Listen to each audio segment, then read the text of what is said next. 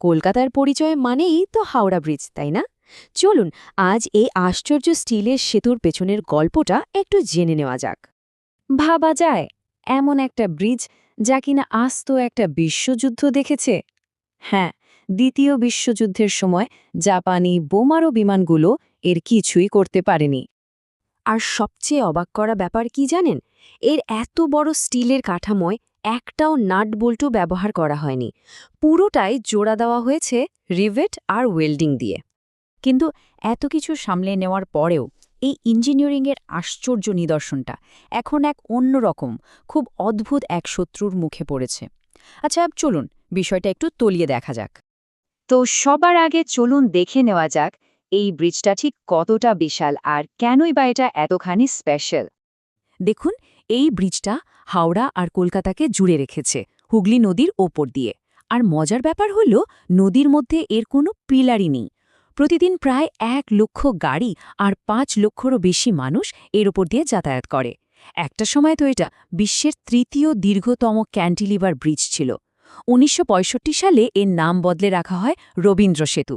মানে বুঝতেই পারছেন, এটা শুধু একটা ব্রিজ নয়, আক্ষরিক অর্থেই শহরের লাইফলাইন, যা কিনা শুধুমাত্র দুটো বিশাল পিলারের ওপর ভর করে দাঁড়িয়ে আছে।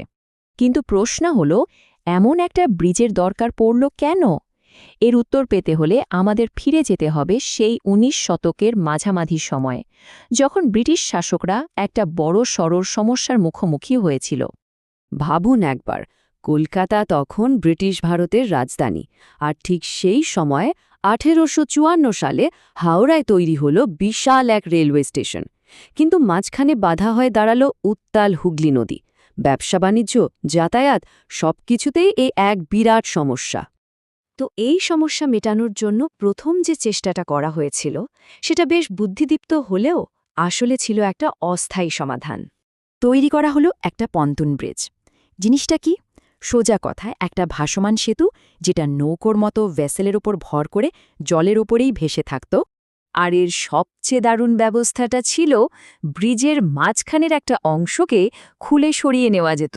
মানে যখনই কোনো বড় জাহাজ বা স্টিমার আসতো, ওই অংশটা সরিয়ে তাদের যাওয়ার রাস্তা করে দেওয়া হতো। তারপর আবার সেটাকে আগের জায়গায় এনে জুড়ে দেওয়া হতো। ব্যস্ত হুগলি নদীর জন্য এটা কিন্তু দারুণ একটা ডিজাইন ছিল। কিন্তু এই ভাসমান ব্রিজটার সমস্যাও ছিল অনেক। ১৮৭৪ সালে ২২ লক্ষ টাকা খরচ করে এটা তৈরি হয়েছিল ঠিকই, কিন্তু বানানোর সময় বড় একটা ঝড়ে ক্ষতিগ্রস্ত হয়। একবার তো একটা স্টিমারের ধাক্কায় এর ৩টে পন্টনই ডুবে যায়। তার উপর দিন দিন ট্রাফিক এত বাড়ছিল যে এই ব্রিজ আর চাপ নিতে পারছিল না। সারাক্ষণ গরুর গাড়ির জ্যাম লেগেই থাকত। মানে বোঝাই যাচ্ছিল যে একটা স্থায়ী সমাধান দরকার, আর খুব তাড়াতাড়ি দরকার। কিন্তু একটা নতুন স্থায়ী ব্রিজ বানানোর রাস্তাটা মোটেও সহজ ছিল না।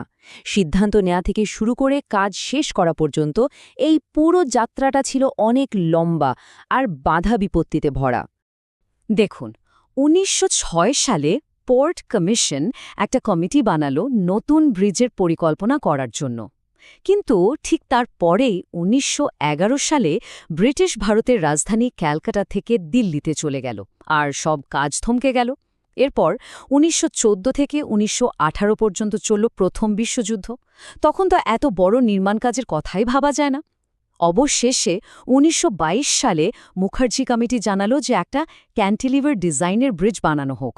কিন্তু তারপরেও পরিকল্পনা করতে করতে কেটে গেল আরও অনেকগুলো বছর। শেষমেশ ১৯৩৬ সালে গিয়ে কাজ শুরু করা সম্ভব হলো। আর যখন কাজটা শুরু হলো, সেটা ছিল এক বিশাল যজ্ঞ। বিশেষ করে এমন একটা সময় যখন গোটা বিশ্ব আরও একটা বড় যুদ্ধের জন্য তৈরি হচ্ছে। ভাবুন তো, ব্রিজটা তৈরি হয়ে গেল ১৯৪২ সালে, কিন্তু তখন জাপানি বিমান হানার ভয় এতটাই ছিল যে কোনো রকম উদ্বোধন ছাড়াই চুপচাপ এটাকে জনগণের জন্য খুলে দেওয়া হয়েছিল। এমনকি একবার জাপানি বিমানগুলো বোমাও ফেলেছিল, কিন্তু ভাগ্যক্রমে লক্ষ্যভ্রষ্ট হওয়ায় ব্রিজটা সে যাত্রায় বেঁচে যায়। এই বিশাল ব্রিজটা বানাতে মোট ২৬,৫০০ টন হাই টেনসাইল স্টিল লেগেছিল। আর তার মধ্যে প্রায় পুরোটাই, মানে ২৩,৫০০ টন স্টিল দিয়েছিল ভারতের টাটা স্টিল। কারণ দ্বিতীয় বিশ্বযুদ্ধের জন্য তখন ব্রিটেন থেকে স্টিল আনার কোনো উপায়ই ছিল না। 1942 সালে যখন কাজ শেষ হলো তখন মোট খরচ হয়েছিল 2.5 কোটি টাকা, যা সেই সময়ের হিসাবে এক বিপুল পরিমাণ অর্থ। আর যে দুটো বিশাল পিলারের ওপর পুরো ব্রিজটা দাঁড়িয়ে আছে সেগুলোর উচ্চতা ছিল 280 ফুট, মানে প্রায় একটা 30 তলা বাড়ির সমান উঁচু।